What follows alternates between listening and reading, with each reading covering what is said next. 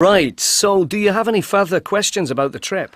Well, yeah, I was wondering about the weather. They're forecasting a lot of mist. Well, yes, but I wouldn't worry. In the long run, you'll still get your pictures. But you just have to be careful, Experts say there's no such thing as bad weather when it comes to photography.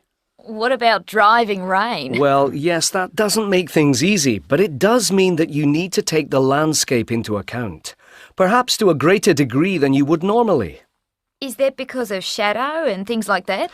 Well, you get shadow in good weather. Yeah, I guess so. I'm really looking forward to photographing the Scots pine trees. I want to make the most of all the stunning reflections in the water. Just take your time, and you might capture an amazing reflection. You really should profit from this with the water around you.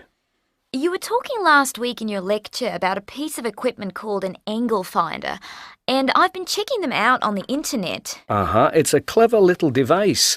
Particularly useful if you're down on your knees trying to get really close to something in the grass, like an insect or bird. I've got one actually, and what's great about it is that it prevents neck pain, because it's like a periscope on a submarine.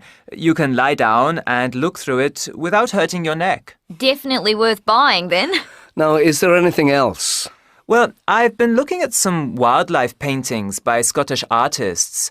I thought they might help me get ideas. That's a good suggestion. Some designers can be helpful too.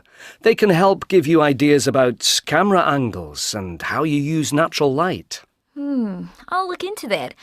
One other thing.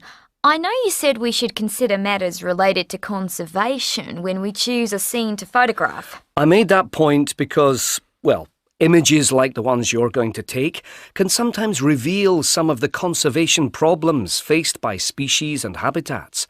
It's just something to bear in mind.